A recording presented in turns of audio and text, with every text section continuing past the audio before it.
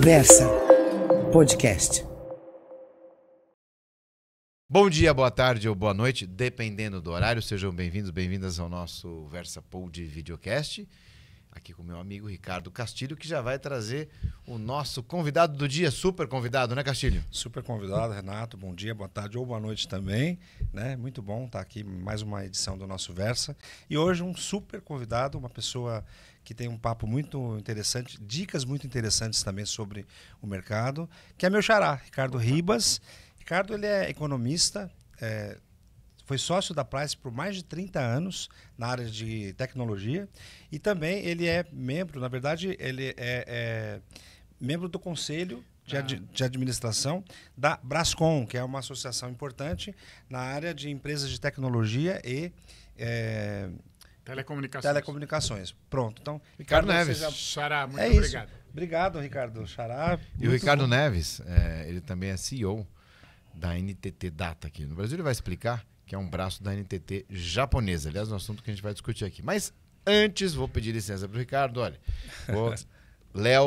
Leonardo Quintão esteve aqui junto com a gente. Ó, Léo, obrigado aqui pelo Snuve. Está apoiando aqui o nosso Versa Pod Videocast. É o que eu adoro. Toda terça-feira de manhã, quando eu dou aula na FAAP, eu tomo lá o Smoothie, você sabe disso. Sou teu fã e adoro esse aqui. Que esse aqui é o Smoothie do Super Coffee. Então, saúde. Saúde. E o melhor do Smoothie, Renato, é que é saudável, né? É saudável. Super. Ele não tem açúcar, não tem super conservante, nada. Então, saudável. E gostoso. Saudável, que é difícil, né? Tem saudável, proteína e tal. É difícil. É, e, ó, esse difícil, aqui esse e vale a pena. eu vou te falar, quando eu passo lá no Parque do Ibirapuera, eu passo lá no stand que eles têm, eu já tomei, experimentei e é muito bom, cara. E o Léo contou a história, né? Isso aqui, na verdade, foram brasileiros que foram para Califórnia surfar e eles inventaram o smoothie, né? Smoothie, ou smoothie, dependendo da pronúncia mais inglesa. E ele aprimorou, trouxe alguns ingredientes novos, proteína, etc. Enfim, tá aqui. Smoothie. Obrigado, Léo. Ricardo Neves. Opa. Bem-vindo. Muito obrigado. Renato, meu xará, muito bom estar aqui. Vamos aí bater um papo, vamos ouvir, trocar umas ideias. Conta a tua história pra gente. Você começou na Price. Isso. Não, eu sou pernambucano, economista, fiz economia lá em Pernambuco, aí fiz um curso de processamento de dados. E aí, como lá no Recife a competição é muito forte, eu tive que vir para São Paulo para tentar me destacar, entendeu? Lá era difícil. Então, vim para São Paulo e passei justamente na Price, como um trainee da PwC, 20, 30 anos atrás. Foi uma carreira muito bacana. Eu tive a condição de desenvolver minha carreira aqui no Brasil. Depois eu fiquei 5 anos na Price dos Estados Unidos. Foi também uma experiência muito bacana. 5 anos lá? 5 anos. Foi lá. Que lugar que você ficou lá? Eu estava no Texas, na verdade, e fiz projetos nos Estados Unidos todo. Mas estando lá, aí eu conheci, né, uma brasileira que estava fazendo, né, o doutorado dela lá. Quando a gente se encontrou, ela falou, eu vou voltar. Eu disse, eu vou ficar. E aí, 5 anos depois, eu voltei, 27 anos casados, 2 filhos. E estou muito uma família nota 10. Né? Aliás, nos conhecemos no clube. Era só networking de clube. Olha que legal. É verdade, Renato. E realmente o clube de campo permite a gente ter tanta gente bacana, né? Que a gente conheceu. E um deles, o Renato, sem dúvida, Xará, é um cara muito diferenciado, viu? Tamo juntos. E aí, vindo aqui para São Paulo, desenvolvendo a carreira na Price, eu já estava lá na Price, né? 30 anos, estava inclusive no board da Price, era parte do conselho de sócios lá. Mas, durante o meu desenvolvimento, eu tive capacidade de fazer 2 cursos muito importantes. Um foi o Advanced Management Program da Harvard Business School, AMP, que eles chamam, e é um curso que realmente prepara você para uma liderança mais ampla. E depois a Cláudia foi chamada para passar 1 ano de pesquisa nos Estados Unidos, e aí eu fui. Nós fomos juntos, eu fiz um sabático de 1 ano, foi uma confusão danada, eu tirei um sabático com as crianças, e eu fiz um Global Executive MBA na Duke University. Então, eu tinha uma base muito bacana. Background. E aí eu recebi uma ligação de um headhunter chamando para ser um general manager, né? Um CEO de uma operação de serviço de tecnologia. Toda a minha carreira na Price foi em consultoria em tecnologia. Então, eu fiz projetos e implementei projetos de tecnologia em vários países do mundo. E, assim, com esse convite, eu disse, olha, isso vai ser bacana, deixa eu ver como é que está a história. Aí, eu consegui fazer uma aposentadoria antecipada na Price. Aos 55 anos, eu sou um retired partner da Price e assumi a operação na época da empresa, chamava-se Everest, ela já era uma empresa do grupo NTT Data, E eu cheguei, assinei tudo, me preparando, o primeiro dia, né, programando, não, vou no escritório, vou visitar alguns clientes, coisa e tal, só que isso era fevereiro de 2020. Em março de 2020, todo mundo lembra, tudo parou, se lembra? Pandemia. Aí, dia 2 de abril, eu estou em casa com um laptop, eu sou o CEO de uma operação que, à época, tinha 2.600 pessoas. E eu ali disse, nossa, agora 2.600 pessoas dependem de mim, 2.600 famílias dependem de mim. Eu sou aqui um CEO trainee, como a gente chamava, e o que é que eu vou fazer aqui diante desse negócio? E, na verdade, foi respirar fundo, lembrar o que meu pai falava, que na incerteza navegue pelos valores, e vamos lá, vamos tocar esse negócio. A boa notícia, para ser bastante curto aqui, é que a boa notícia é que durante esse período da pandemia houve uma demanda muito forte de serviço de tecnologia. A empresa dobrou de tamanho durante esse período. Hoje a gente está com mais de 5.500 pessoas atuando no mercado. A gente atua em serviços de tecnologia, tá certo? Para grandes clientes, basicamente clientes do sistema financeiro, do sistema de telecomunicações, seguradoras, todas as utilities. São grandes empresas onde a gente atua e ajuda essas empresas na transformação digital. Hoje em dia, né, bastante serviços associados à implementação de inovação, implementação de novas tecnologias. Claro, a IA está aqui para todo mundo, né? E realmente tem sido uma jornada aí muito bacana, viu? Muito interessante essa jornada aqui. Mas teu pai falava, na dúvida, navegue pelos valores. Pelos valores, é. Olha aqui, mais uma dica aqui, qualificadíssima aqui para as pessoas que nos acompanham, né? Sempre os valores. Número 1, ponto mais importante. E ali você se lembra, Renato, que ninguém sabia o que ia acontecer, na verdade. Você não tinha a menor ideia. E aí você dizia, peraí. Por exemplo, a gente logo no primeiro momento entrou no tal do não demita. Se lembra do não demita? Disse, não vamos demitir, porque essa é uma empresa de pessoas, as pessoas são importantes, vamos fazer tudo para não demitir pessoas, para que a gente possa realmente seguir atuando. E essa foi uma grande ideia e posicionamento. Exato. A propósito, Ricardo, a sua carreira é inspiradora, brilhante, né? Você começou como trainee, a CEO, a sócio. Então é muito interessante para quem está nos assistindo saber dessa sua trajetória, como você contou. Obrigado, uma história curta, rápida aqui, né? E quando a gente fala de empregabilidade, né, a gente está pensando que muita gente a gente fala muito disso aqui da IA, que ela vai roubar o emprego das pessoas e tudo mais. Você que está numa organização tão grande, com tantas pessoas, esse exemplo dos cursos é impressionante. Fazer isso, eu acho que a educação sempre é o caminho, né? A solução.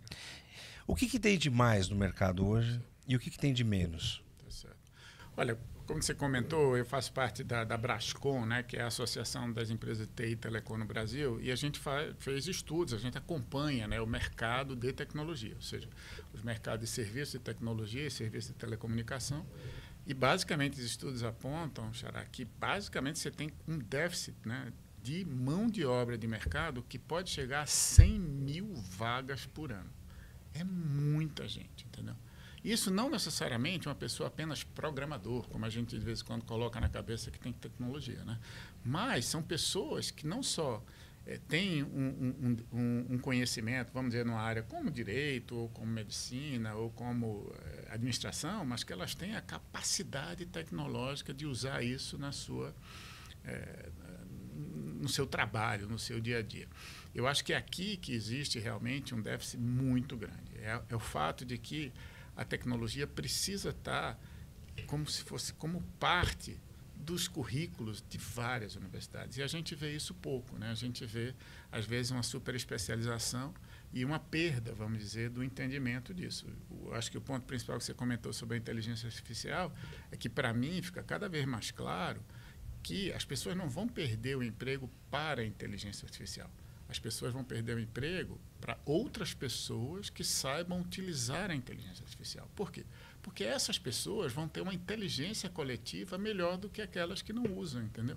E na hora de que você, como parte do processo, né, está competindo, tá certo? Se você consegue trazer mais inteligência, trazer melhor produtividade, você vai passar na frente de quem não tem. E aqui eu acho que o grande déficit está muito associado a isso, sabe, Xará? A nossa capacidade de realmente desenvolver conceitos de tecnologia dentro de qualquer atividade que as pessoas fazem hoje. Chama-se, algumas empresas falam sobre skill, né? Ou seja, de reskilling das pessoas, né? De trazer a tecnologia para dentro deles. Esse é um artigo hoje aqui, vou até ver se eu resgato. Abri o LinkedIn, apareceu logo na sequência de um amigo meu. Vou resgatar isso aqui falando do ChatGPT e está questionando, né? Dizendo que o ChatGPT foi feito para trazer textos convincentes, mas não textos verdadeiros. É um artigo forte, um artigo pesado. Mas nessa linha, cara, a gente discute muito isso aqui. Eu tenho uma tese de que tecnologia, ela muda comportamentos. Então, até tem uma crítica que eu faço naquela questão de que tecnologia vai ajudar. Ele ajuda de um lado, mas traz mais trabalho de outro lado. Então, na medida que você traz potência de trabalho, você vai poder, né, trabalhar mais, usando mais tecnologia, então você vai gerar mais demanda, porque as pessoas que também necessitam desse trabalho vão fazer outras coisas, vão conseguir mais espaço para também demandar mais tecnologia. O serviço jurídico. Então vamos usar dentro do... Já usamos, né? Há quantos anos? Que para mim é programação, agora com potência. Mas agora nós vamos ter mais qualificação, mais velocidade. As pessoas em si vão ter mais acesso, então provavelmente vão litigar mais. Até falávamos aqui o Brasil, Sim. que tem 1.900 faculdades de direito, mais que a Europa, Estados Unidos e a China ao mesmo tempo. E aqui talvez a gente abra oportunidades aqui para que a gente tenha advogados qualificados para, por que não? Aliás, fica essa dica aqui, por que não? Para preencher essa demanda de mercado. Ricardo, CEO aqui, que emprega mais de 5 mil pessoas, né, no geral, no total, está trazendo essa demanda. Então, nicho de mercado aqui, dica já na veia, nesse contexto. Então, tecnologia trazendo mais empregos, IA com oportunidades, vão amarrando tudo isso aqui. É isso aí, né, Castilho? Exatamente. Eu acho que as faculdades hoje, todos os Deixa eu ver cursos... se eu acho aqui o artigo. Mas, sobretudo, o nosso direito, que é a nossa área, nós entendemos que o direito não pode ser visto da forma tradicional, como sempre foi ensinado. Hoje, a tecnologia ela vem junto. Então, acho que as faculdades que não forem tech, que não se adaptarem, elas invariavelmente começam a desaparecer, né? E falávamos disso até, não sei se a gente pode fazer um jabazinho aqui, mas a nossa faculdade, o novo projeto da FADTech, aliás, o próprio nome diz, o nome FADTech, Faculdade FADTech. de Direito Tech, faculdade que foi desenhada, desenvolvida exclusivamente pensando na tecnologia. O direito, aliado, como você é economista de formação, Isso. mas um economista da tecnologia, né? Você atuou todos esses anos e atua hoje como CEO na tecnologia, né, Ricardo? É verdade, Tiana. E eu concordo, assim, estamos muito alinhados aqui, do fato de que não só assim, a formação das pessoas, né, tem que levar em conta isso, mas aquele conceito de que você vai continuar se adaptando e se formando durante toda a sua vida, o chamado lifelong learning, né? Sim. Ou seja, isso aí exige que a pessoa, mesmo hoje formada ou não formada, esteja buscando atuar. Para mim, a dica hoje para as pessoas seria o seguinte, cara, se você está aqui ouvindo falar sobre inteligência artificial, senta e vai estudar, vai entender o que é realmente isso e como você pode tirar proveito disso. Seja você advogado, E tanto seja importa você a área, né? engenheiro. É isso. Não importa a área. Vai estudar a tecnologia como um suporte, uma base para a tua atuação, porque tudo, né, Ricardo, tudo tem tecnologia. O que não tem? Pois é, Tecnologia. E isso não é de hoje, rapaz. Quando a gente olhou, por exemplo, o advento da própria internet naquela época, né? Não, internet, coisa e tal. Não, isso não é para mim, isso é... Cara, hoje em dia é para todo... E isso vai ser igual com a inteligência artificial. Você dizer hoje, não sei se é para mim. Na época, eu me lembro que eu tinha um amigo que dizia, não, esse negócio de celular não é para mim. Como não é para você? Eu tive há muito tempo um maluco que falou assim, eu não uso computador, eu faço tudo manuscrito. Eu falo, não tem como. Vai ter um momento que como é que você vai fazer o seu TCC, a sua monografia, a sua dissertação? Você não vai poder entregar... Dá para usar a caneta digital hoje, né? Usa no a não tablet, ser né? Ele converte, enfim, né? Tem uma alternativa. E eu uso, viu, Renato? Eu uso um tablet digital, eu gosto dele, e ele me permite o seguinte, eu faço, e o que é mais legal para mim é buscar notas. Eu disse assim, poxa, eu anotei isso em algum lugar, peraí, deixa eu botar quem era o nome de fulano. Aí eu boto o nome da pessoa, porque normalmente em cima eu boto o nome de quem eu estava com a reunião. Na nota. Eu boto o nome e ele vai me dar uns 5 papers que tinham aquele nome, eu vou lá e capturo a nota que eu tenho. Se você tiver isso num de papel, é muito difícil você... Assim, se você não se lembrar exatamente onde foi, fica mais difícil por data, às vezes. Vamos ver a opinião. Sim, vamos ver a Ricardo, opinião achei que é o César Taurion. O César Você Taurion, conhece? eu conheço o César. Nosso amigo aqui, César, escreveu hoje. Então. Ele colocou assim, ó. Ele... Li recentemente um paper com uma crítica bem ácida ao ChatGPT, chamando ChatGPT is a bullshit. Inegável que o título é bem provocativo. A linha mestra do artigo é que o ChatGPT e similares carece de preocupação com a verdade. Olha, pesado, né? E é projetado para produzir textos convincentes, não para representar o mundo com precisão. Otimizado pela fluência e não pela acurácia. Ou seja, no momento que a gente discute muito fake news, olha a sensibilidade disso aqui. Aqui no final ele bota ainda uma imagem aqui do touro aqui, enfim, né? E fala, olha, essa aqui, a imagem aqui foi gerada pelo Midjourney. Então tá aqui o registro, a gente sempre traz o tema, né? Inteligência artificial, porque tá plenamente pautado. Mas é verdade, não dá, eu não sei se ainda, né, a gente conhece um pouquinho, principalmente das conversas aqui, a gente vai extraindo. Uma coisa é unânime, que a IA não vai tirar emprego de ninguém. Todos os convidados que vêm aqui, né, Renato? Quase todos falam que a IA não vai ser um problema de empregabilidade. Mas o IA não tem necessariamente uma segurança. Eu não uso um texto do IA para... Eu uso para várias informações que eu preciso. Pequenos textos que não têm importância, talvez, né, para uma análise mais acurada, eu utilizo. Mas ainda é. Eu não sei se esse zelo, né?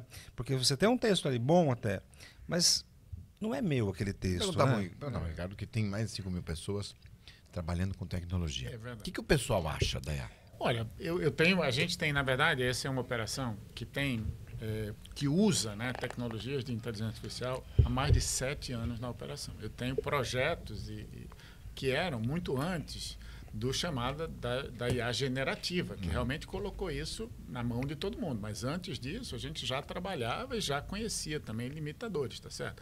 A IA generativa, gente, foi um grande avanço de trazer na linguagem, de você se comunicar com uma IA de uma forma muito tranquila. E tem uma base que, na verdade, é uma base chamada estatística. Porque as primeiras, né, estudos e posicionamentos da inteligência artificial, ela tinha a ver com redes neurais, ela tentava emular, né, a forma com que a gente pensava, etc. E a IA generativa veio com o conceito de transformers, que foi criado ali pelo Google, entendeu? Fazendo vetores matemáticos em todas as palavras, entendeu? E pegando bilhões de informações e cruzando esses vetores para te dar uma resposta matemática. Aquilo não tem absolutamente nenhuma real inteligência. Aquilo tem uma estatística por trás, entendeu? E é isso que faz com que, assim, o que possa ser criado dali não tem um conceito de verdade. Aquilo tem um conceito de dizer o seguinte, olha, se a ampla maioria de todas as informações que eu usei até hoje vão nessa direção, está aqui a direção. Eu gostei muito, gente, eu tive uns 2 anos atrás no SXSW em Austin, e foi bacana. E lá eu assisti uma palestra do Kevin Kelly, que era um cara que foi o editor da Wired, que é uma revista assim, tecnológica muito conhecida, e para mim ele me deu o melhor conceito da inteligência que eu acho que ainda é hoje, principalmente falando da generativa, do ChatGPT, etc. Ele falou, senhores, isso aqui é um estagiário que você tem 12%, tá certo? Assim, aliás, 24%. Mas lembre-se, é um estagiário, entendeu? Você não pode, você vai dar o seu chamegão final no que o estagiário chegou para você e te deu, você vai ter que rever, você vai ter que entender. Então, assim, há limitações muito claras, entendeu? E o que ele falava é que, na visão dele, isso vai começar a fazer que você tenha cada vez estagiários mais especializados, entendeu? Hoje, o estagiário do ChatGPT é genérico, mas você vai ter cada vez mais estagiários mais específicos. Pessoa que vai te apoiar na parte financeira, né? Uma inteligência que vai estar mais ligada a ver em coisas do seu trabalho especificamente, talvez um radiólogo ou uma coisa assim, vai ter uma inteligência que ajuda ele especificamente em cada uma dessas áreas. Mas, novamente, é um estagiário. Eu conheço o César Taurion. O César é uma cabeça que estuda o tema há muitos anos. Se tiver uma pergunta realmente para fazer, eu faria ao César. E eu concordo com ele. Esse é um tema que é um tema perigoso. As pessoas, às vezes, acham que está tudo pronto. E talvez eu tenha vivido isso de uma forma muito bacana. Como eu estava dizendo, a empresa já tinha projetos, né, e usava a inteligência, então eu tenho especialistas e pessoas que executam isso. E que a gente começou, então, com a Generative AI, a fazer muitos POCs, tá certo? Que seriam provas de conceito, Proof of Concepts. Tá? E nesses provas de conceito, algumas coisas ficam claras que funcionam e outras não. Ficam muito claro também os limites de cada uma dessas coisas, entendeu? E algumas dos usos, eles têm um risco menor, entendeu? E você vai usar. E esses de risco menor já começam a virar projetos.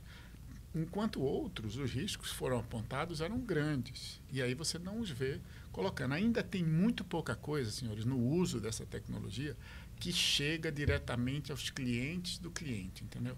Ou seja, todo mundo ainda está usando, em parte, dentro de casa, entendendo essas limitações, trabalhando, sabe, em outros modelos que permitam você cercar para que esse cara que fez um texto legal ou que não sei o que, mas está mentira, né?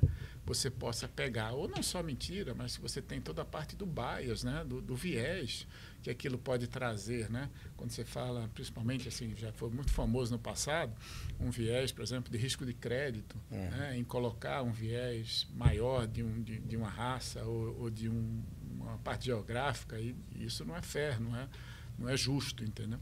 Então, o que eu posso dizer aqui é que eu acho que esse é um processo evolutivo, mas vamos lembrar, ainda estamos na infância. Tem também um cientista que eu gosto muito, chama Silvio Meira, né? Silvio Meira. É o Silvio, né? Fundador do César. Isso. E o Silvio é um cara muito legal e ele falou, olha, a gente está na pré-história da inteligência artificial.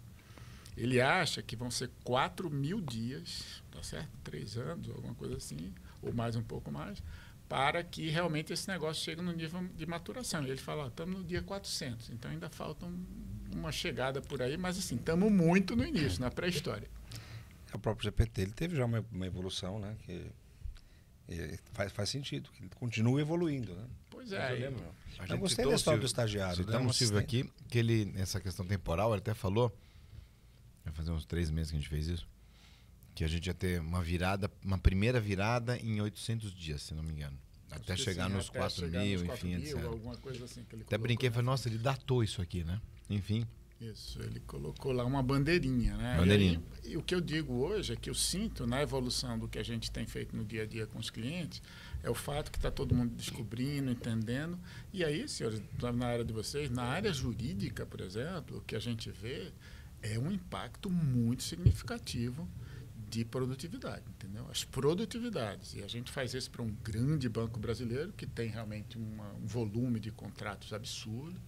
E o uso desse negócio para você realmente fazer revisões e fazer análises e pegar, né, aquela quantidade enorme de coisas e sair com indicações muito claras do que eu realmente não vou conseguir explicar aqui, porque eu estou diante de 2, né, feras aqui do direito, eu vou ficar calado aqui. Mas, assim, o que me explicaram é que realmente a análise desses contratos e a indicação, olha, esse cara está nesse aqui, mas tem direito, não tem autoridade, tem não sei. Então faz aquelas análises assim que você sai a fundo e de forma assim instantânea quase assim para o efeito. Então aqui você tem um impacto muito grande em áreas onde o risco geral é menor, entendeu? Onde você tem impacto na produtividade. Na própria área que a gente faz, que é prestar o serviço de tecnologia, hoje, que a gente está falando aqui sobre a escassez de mão de obra, a gente acredita que assim, a produtividade hoje de um programador, ele vai aumentar bastante, entendeu? É interessante isso. A produtividade no programador vai aumentar. Isso. Mas isso não vai excluir. Eu acho que não, sabe por quê, Renato? Porque na minha visão, e eu queria explicar isso, eu dizer o seguinte, olha, realmente a inteligência vai trazer uma produtividade muito maior. Então, um programa que demorava, 5 dias, hoje vai demorar 3 dias, 2 dias, não sei. Só que os desafios, os problemas que a gente enfrenta para fazer uma programação, para montar, elas ficam cada vez mais difíceis, mais amplos. Os chamados business cases, ou seja, eu vou desenvolver um sistema para isso, mas quanto custa? O que é que eu vou ganhar, tá certo? No momento que você melhora a produtividade, minha aposta é que não vai ter menos trabalho, vai ter, na verdade, mais trabalho. Porque você vai começar a resolver os problemas mais amplamente, entendeu?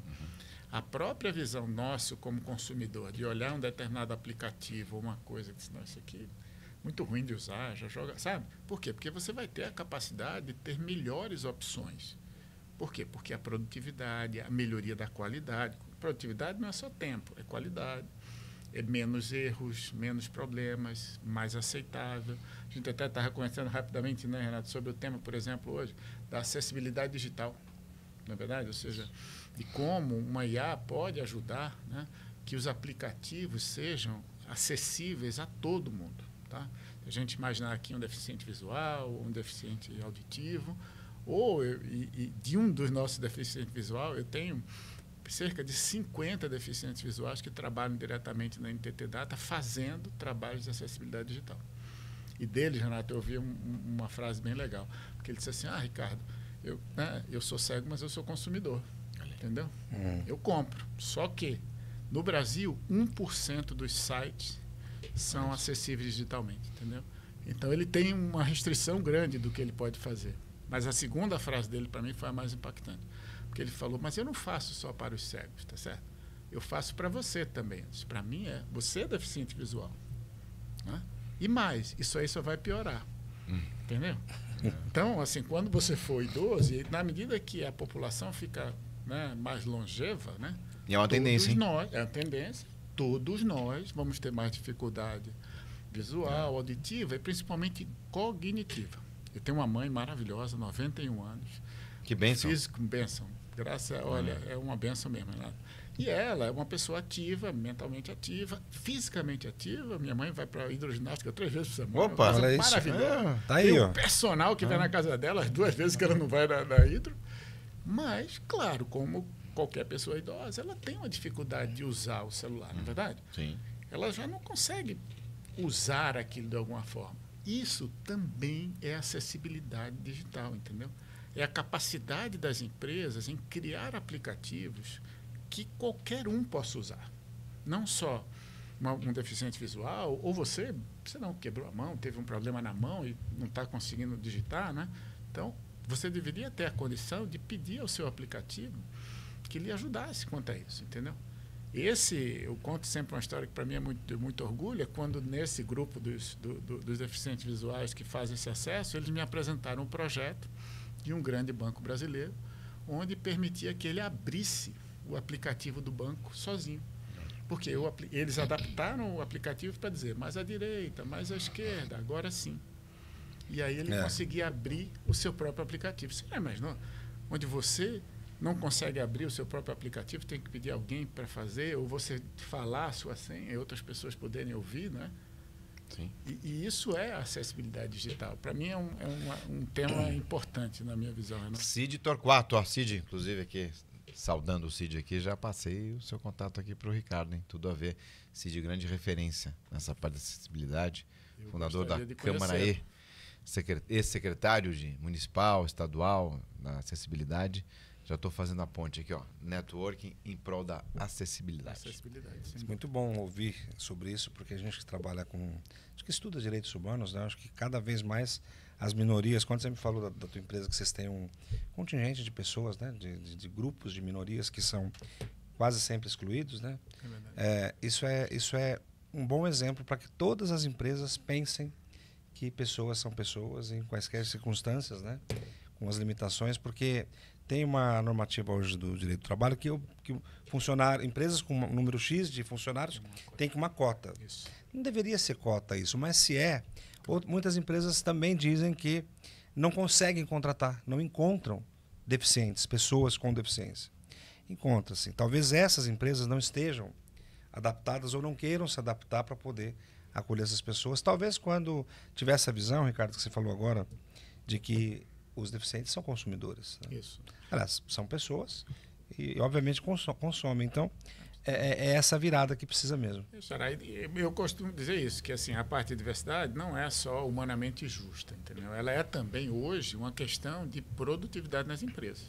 Muitos e muitos estudos demonstram que uma empresa diversa, sobre vários aspectos, não só de pessoas com deficiência, mas pessoas de etnias diferentes, de background diferente, até de chamadas orientações sexuais, que podem ser diferentes uma das outras, mas essa diversidade, entendeu? Ela traz melhores ideias, entendeu? Principalmente numa empresa de serviços como a nossa, que traz, né, cria soluções para os clientes que são diversos, entendeu? Existe, ou seja, no Brasil, a gente tem mais de 60% da população participados. Como é que você vai fazer soluções para esse grupo sem ter essa representatividade dentro de casa, não é verdade? O pensamento diverso, né, isso vem da filosofia. O Ricardo é doutor aqui, pós-doc. Mas o pensamento diverso, na verdade, o que ele gera? Ele gera novos pensamentos, ele agrega, né, inteligência, conteúdo, etc. Ele é positivo. Concordo contigo. E o pensamento diverso ainda com pessoas que têm princípios, têm valores, têm foco, seriedade, isso aí fica imbatível. Né? Isso fica imbatível. Porque há uma certa confusão quando a gente fala isso, né? Vamos juntar qualquer pessoa. Etc. Não. Diversidade com princípios. Isso, com uma cultura que liga as pessoas. A gente fala muito, né? Eu acho que a cultura, os valores da empresa, isso eu fico muito satisfeito. Tá numa Globo Multinacional japonesa. Os japoneses têm uma visão, assim, sabe, de longo prazo. Eles criaram no Japão um negócio chamado Sociedade 5.0, que é como se fosse o próximo estágio, assim, você passou pela industrialização, que foi o estágio 3, né, a era da informação no estágio 4, e agora ele está dizendo que seria a tecnologia em favor do homem, entendeu? Do ser humano. E é isso que é o conceito da Sociedade 5.0, e que é bacana você estar junto de uma empresa que está vislumbrando, né, o uso da tecnologia para o ser humano, sabe? Eu acho que é daí, Renato, que eu acho que quando você junta pessoas diversas com um caminho, uma visão, um posicionamento baseado em valores, eu acho que aquilo tende realmente a ser. Sem isso, eu concordo com você que pode juntar, mas não vai sair do outro lado. Já estamos aqui no nosso tempo, Castilho. Opa, que então, pena, porque com essa o Ricardo é um cara que daria para a gente ficar aqui o dia inteiro.